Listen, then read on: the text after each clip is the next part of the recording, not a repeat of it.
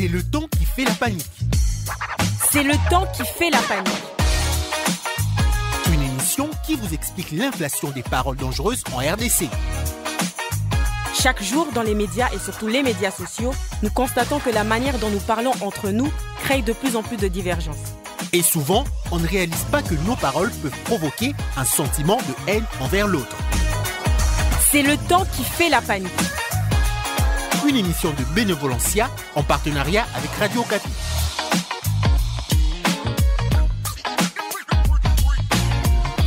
Bonjour fidèles auditeurs et auditrices de C'est le temps qui fait la panique, votre magazine qui alerte sur les paroles dangereuses en République démocratique du Congo. Je suis Babel Pongo Massimango, avec moi dans ce studio Poli Mouzalia. Bonjour Poli. Bonjour Babel, bonjour à tous nos auditeurs. Alors aujourd'hui nous abordons un sujet sensible et complexe, le langage du génocide. Dans un contexte où de nombreux massacres ciblent différentes communautés, il est fréquent que certains qualifient ce meurtre de masse de génocide. Toutefois, cette utilisation du terme ne correspond toujours pas à la définition juridique stricte du génocide telle que définie par la Convention des Nations Unies de 1948, n'est-ce pas Poli Mouzalia? Oui, tout à fait, Babel. Cette qualification imprécise peut créer la confusion, voire carrément établir une sorte de compétition victimaire où chaque communauté tente de faire reconnaître ses souffrances comme étant les plus graves. Cette attitude peut exacerber les tensions communautaires et détourner l'attention des efforts pour poursuivre les auteurs de ces crimes. Cependant, il est crucial de ne pas minimiser les crimes de masse perpétrés contre différentes communautés. Ces atrocités, bien que ne répondant pas toujours aux critères du génocide, peuvent constituer des crimes de guerre ou des crimes contre l'humanité et doivent être traités avec le sérieux et la gravité qu'elles méritent, Babel. Effectivement, Poli, la République démocratique du Congo est marquée par une histoire de conflits violents et de massacres qui ont touché de nombreuses communautés. Et dans ce contexte, les mots que nous utilisons pour décrire ces événements ont une importance capitale. Utiliser à tort le terme génocide peut non seulement dévaloriser les souffrances des victimes des véritables génocides, mais aussi compliquer les efforts de réconciliation et de justice. Nous devons donc naviguer entre deux extrêmes, l'usage inapproprié et exagéré du terme génocide d'une part, et d'autre part la minimisation des autres crimes de masse tout aussi graves. Pour en discuter, nous recevons deux invités. Maître Gloire Manessa, porte-parole de l'Association citoyenne de lutte contre les discours de haine. Bonjour Maître Manessa. Bonjour monsieur le journaliste, bonjour aux professeurs et aussi à tous les auditeurs de la Radio Okapi. Avec nous également le professeur Pierrot Tchambou, juriste, expert de droit international pénal. Bonjour professeur Tchambou. Bonjour madame. Entrons maintenant dans le vif du sujet avec ce premier extrait de notre feuilleton radiophonique avec nos amis les étudiants.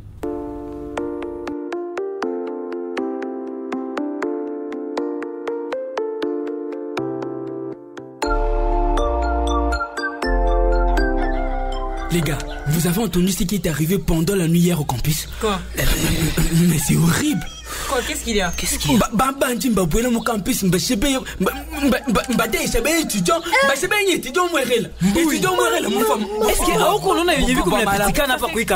Est-ce qu'il s'est passé d'abord? J'ai appris que toutes les victimes, y compris l'étudiant qui est mort, sont de notre auditoire. C'est vrai ça? Ouais. Mais Amani, qu'est-ce que tu essayes d'insinuer? Mais c'est clair! C'est clair qu'il s'agit d'un génocide. Génocide? Oui, qui vise à nous exterminer. Tous les étudiants de notre faculté. Nous en avons marre d'assister à ce génocide qui se tient à ciel ouvert. Et personne n'en parle. Personne n'en parle. Tout le monde s'en fout. Comme si c'était des troupeaux, des vaches qu'on abattait. S'il vous plaît. Il n'y a rien de s'il vous plaît. Ne pensez-vous pas que vous allez trop loin en parlant tout de suite de génocide? Un peu d'eau dans le vin quand même. Mbouta a raison. C'est vrai, ce qui est arrivé est horrible. Mais vous ne devriez pas abuser du langage en utilisant le mot génocide. Papa, génocide. Évitons de mélanger les choses comme ça. Kuvasikia kisi muko munasema vile abishangazi hata attaque qui tout le monde parce que maneno haina mwata compassion na iko na minimiser situation et toi minimiser situation non mais attends non kitoko c'est parce que ce ne sont pas les étudiants de votre faculté qui se sont fait tuer comme des moutons vous n'êtes pas les victimes de ce génocide vous n'êtes pas les victimes Bikengela toi attention Bikengela toi attention on doit faire attention à attendre le langage de Kitoko Mbuta et quoi je me demande s'ils ne font pas d'ailleurs partie des génocidaires c'est clair moi je n'aime pas ça ils font partie des génocidaires ici à l'université c'est clair.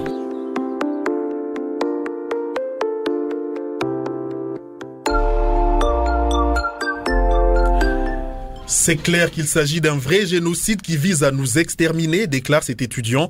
Professeur Pierrot Chambou, pourriez-vous commencer par nous expliquer ce que le génocide et en quoi il diffère des autres types de crimes de masse, comme les crimes de guerre et les crimes contre l'humanité? En fait, le génocide, c'est l'intention de détruire en tout ou en partie un groupe national, ethnique, racial ou religieux. Donc on voit très bien que dans la définition contenue à l'article 6 du statut de Rome, le génocide se distingue des autres crimes, les crimes internationaux évidemment, parce qu'il y en a 4 retenus par les statuts de la Cour, par cette intention particulière. Et donc il y a une intention de détruire en tout ou en partie un groupe. Et les groupes en question sont bien déterminés dans la rédaction de cet article. Il était question de déterminer le nombre des groupes concernés. Il s'agit évidemment d'un groupe national, un groupe ethnique, un groupe racial ou un groupe religieux. En d'autres termes, les groupes politiques n'a pas été intégré dans la définition du crime de génocide. Donc là, ce qui est plus spécifique au crime de génocide, ce qu'on appelle les dôles spéciales en termes techniques de juristes. C'est donc ici une intention particulière de destruction du groupe en général ou en partie. En quoi c'est différent de crimes de guerre et de crimes contre l'humanité?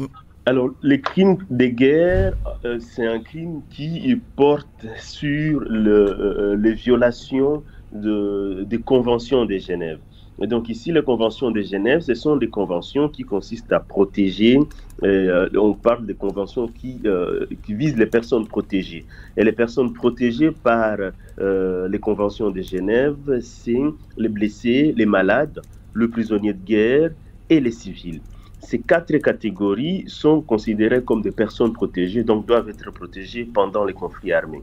Les crimes de guerre en soi, donc, c'est un crime qui porte atteinte aux violations, c'est-à-dire qui porte atteinte à ces conventions de Genève, qui consiste à protéger les personnes pendant les conflits armés. Autrement dit, lorsque vous tuez par exemple un prisonnier de guerre, lorsque vous attaquez la population civile et qui est protégée par la Convention, lorsque vous ne portez pas soin aux blessés et aux malades, vous pouvez être poursuivi pour crimes de guerre. Tandis que les crimes contre l'humanité, lui, c'est donc un crime qui est commis dans le cadre d'une attaque généralisée ou systématique lancée contre une population civile en connaissance de cette attaque. Là, on voit donc que c'est un crime qui peut se réaliser en dehors du contexte des conflits armés. Les crimes contre l'humanité et les crimes de génocide, c'est des crimes qui peuvent se réaliser pendant les conflits armés ou en dehors d'un conflit armé. Tandis que les crimes de guerre, c'est un crime qui ne peut se réaliser que dans le cadre d'un conflit armé. Donc ici, c'est un crime qui se réalise lorsqu'on parle des liens de connexité, c'est-à-dire qu'il doit avoir un lien avec un conflit en cours. Tandis que les crimes de guerre et les crimes de génocide, ce sont 2 crimes qui peuvent se réaliser pendant les conflits, tout comme en dehors du conflit. Merci, professeur Chambou. Maître Gloire Manessa, nous voyons ça et là des gens se précipiter à qualifier de génocide des massacres de masse. Pour cela, ils font référence au nombre important des victimes ou encore à la cruauté des méthodes utilisées pour tuer ces personnes. Mais au fond, qui est habilité à qualifier un crime de masse de génocide? Et sur base, les critères, le professeur vient d'en parler, qui est habilité à qualifier un crime de masse de génocide?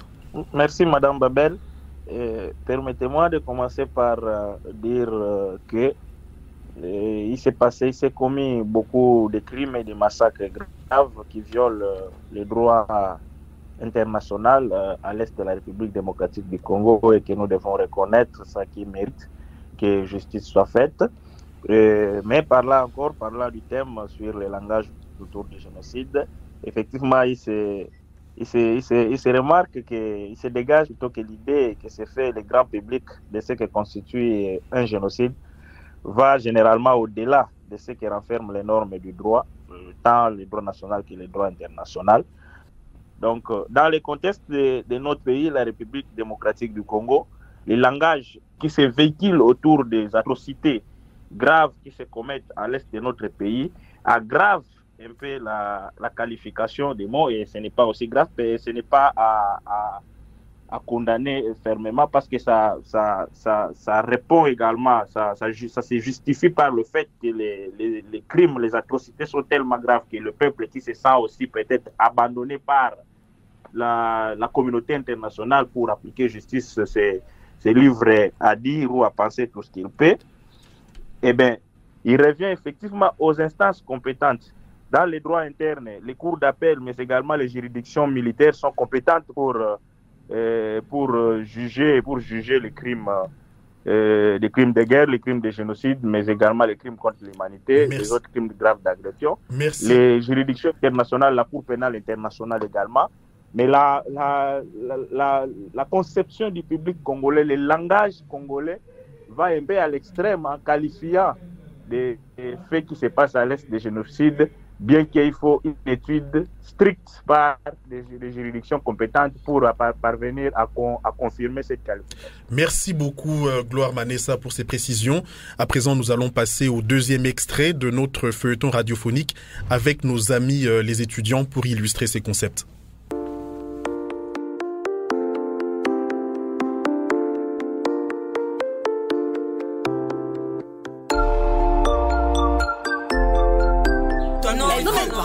Oui, tes allégations sont vraiment inacceptables. Moi, je suis d'accord, c'est inacceptable. Retire tout de suite ces propos insidieux de nous assimiler à des soi-disant génocidaires, papa. Des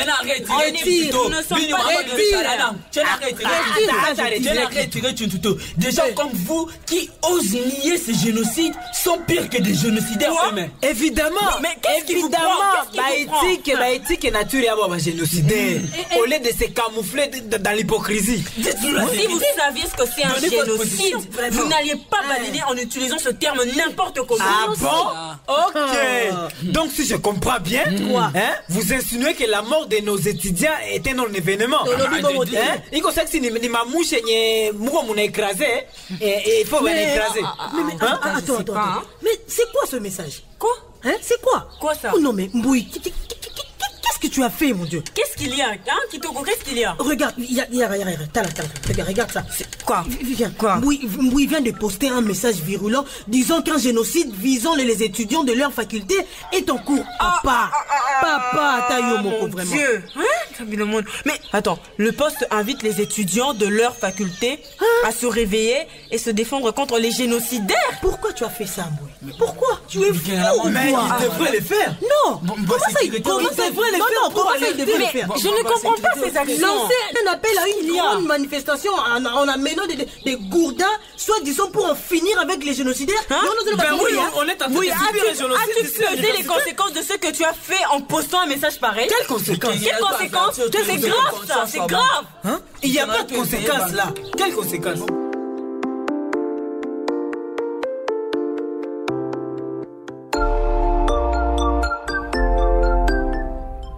Professeur Pierrot Tchambou, dites-nous quels objectifs politiques ou juridiques visent les personnes ou les groupes des personnes qui font un plaidoyer pour que certains crimes de masse soient qualifiés de génocide. En d'autres termes, est-ce une stratégie politique d'utiliser la terminologie du génocide pour qualifier des massacres ou des crimes de masse? Professeur. Merci pour votre question. En fait, il faut, dans les cadres spécifiques, la RDC mettre les choses dans leur contexte. La question qui a été posée au maître qui est l'autre intervenant, c'est de savoir quel est l'organe qui qualifie. Évidemment, c'est des organes judiciaires qui ont cette compétence-là des qualifications des crimes.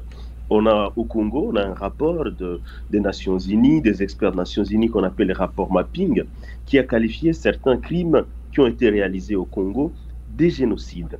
Et donc, quand je parle du contexte, c'est le fait que, à ce qui concerne la République démocratique du Congo, on est en face d'un certain, on peut dire, du point de vue international, la communauté internationale, l'idée souvent demandée d'une justice, une vraie justice par rapport aux crimes qui ont été réalisés au Congo, reste comme ça, vide, et qu'aucune cour n'a été établi pour poursuivre réellement des crimes qui ont été établis au Congo, surtout des crimes réalisés au Congo, commis au Congo, avant l'avènement de la CPI. Alors ces sentiments-là d'injustice et d'habilitation d'organes au niveau international qui doit qualifier les crimes. Et donc, ces sentiments-là divisent de l'injustice fait à ce que de groupes militants, et à tort ou à raison, cherchent alors à qualifier, donc à se doter de ces pouvoirs-là des qualifications. Il est évident que ce qui est visé dans ces démarches, c'est surtout dans cette politique-là de qualification, surtout quand c'est porté par des militants, c'est d'attirer l'attention de la communauté internationale. Et tout le problème, par ailleurs, reste celui-là, c'est que lorsque l'on se donne la compétence de qualifier un crime sans avoir tous les outils nécessaires de les faire, on arrive à une forme de banalisation, comme je viens de l'écouter dans votre audio avec les étudiants. Et donc, tout un problème à l'université, on peut le qualifier, dire voilà, c'est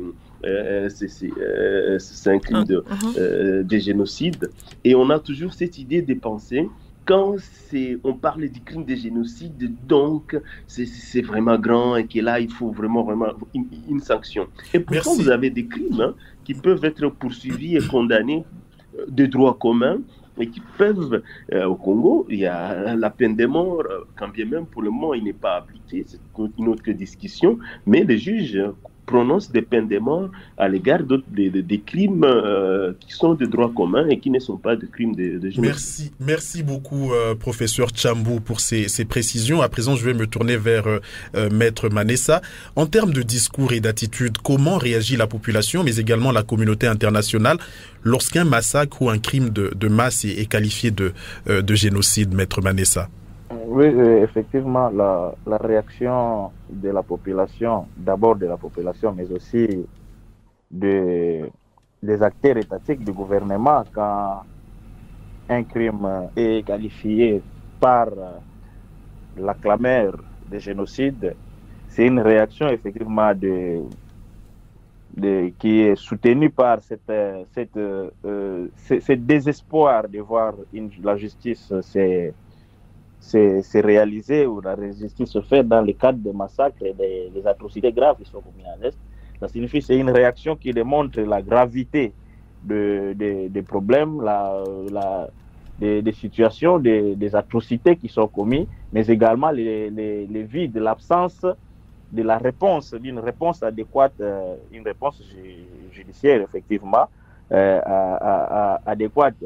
Mais alors, le problème, ce n'est pas exactement la réaction qui doit être de la population, mais c'est la réalité, le fait. Le fait tel qu'ils sont commis, effectivement, tels qu'ils sont commis sur le terrain, pour appeler à une qualification de génocide. Il y a des juridictions compétentes qui doivent le faire. J'ai parlé des cours d'appel qui en ont la compétence au niveau interne, mais également des juridictions militaires, mais aussi des juridictions internationales, la Cour pénale internationale par contre.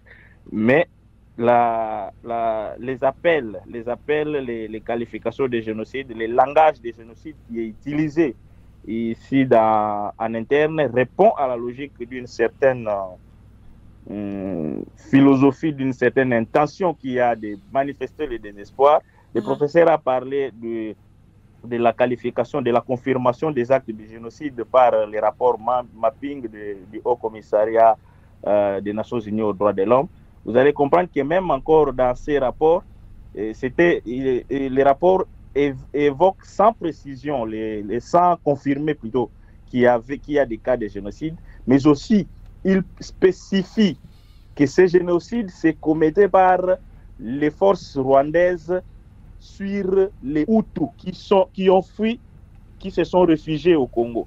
Ça signifie que les rapports mapping ne disent pas que les crimes graves qui sont commis contre les civils en République démocratique du Congo constitueraient des infractions de génocide. Mais plutôt, il limite ça aux actes que les forces rwandaises font contre les Hutus, les communautés Hutus qui se sont réfugiées à l'est de la République démocratique du Congo. Merci, en rapport au génocide qui s'est passé au Rwanda. Merci, maître. Que la qualification est vraiment stricte et qu'il faut une juridiction spécialisée pour les crimes graves commis en République démocratique du Congo afin qu'elle qualifie au regard du droit international des faits qui sont examinés, plutôt des faits qui sont réellement commis, des faits graves qu'on reconnaît, qu'on déplore également, effectivement, qui sont commis à l'est de la RDC, et aboutir à des qualifications précises pour éviter de tomber dans la considération populaire qui souvent incite encore à certains actes de violence envers telle ou telle autre communauté qui sont peut-être ciblées comme faisant partie du complot contre la République. Merci, maître. Voyons maintenant comment nos amis les étudiants ont assimilé ces informations sur les génocides avec notre troisième extrait.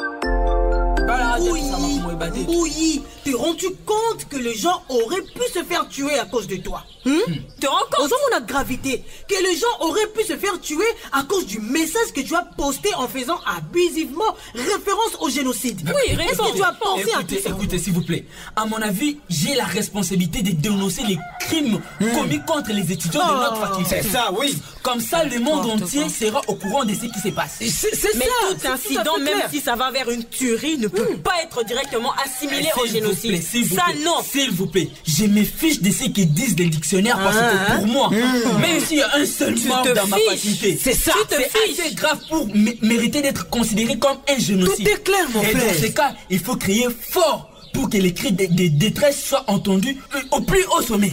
Où qu'on a raison, mon cher ami, où qu'on a raison. D'ailleurs, c'est mieux d'aller à l'extrême en utilisant le terme génocide, qui est effroyable, car ça va pousser les décideurs de l'université à prendre au sérieux la question de notre sécurité ici à l'université. Là, en tout cas... Non. En tout cas, vous mentez. En exagérant les choses, vous compliquez d'en trouver une solution. Complication, Maurice. Donc, je sais pas. Non. Tu as raison. Tu as vraiment raison. Tout à fait, tu as raison. C'est vrai que chaque mort est regrettable et devrait être dénoncée. Et la justice devrait faire son travail. Mais crier au génocide sans preuve... non, mais... Absolument, absolument.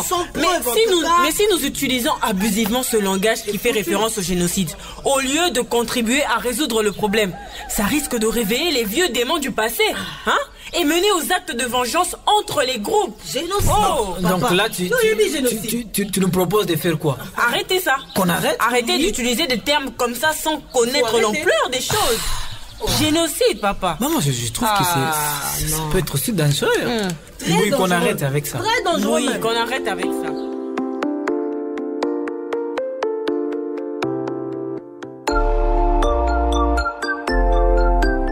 Qu'on arrête avec ce type de discours sur le génocide, disent les étudiants dans le précédent sketch. Maître Manessa, vous qui travaillez dans la sensibilisation sur les discours de haine, pourquoi pourrait-il s'avérer dangereux de qualifier de génocide un crime de masse qui n'en est pas un? Vous savez, les discours de haine est un grand précurseur du génocide. Partout dans le monde, ex-Yougoslavie, au Rwanda, partout on a connu des génocides.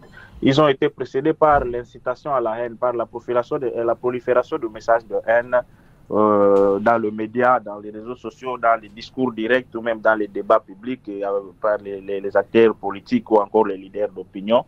Et il est très dangereux.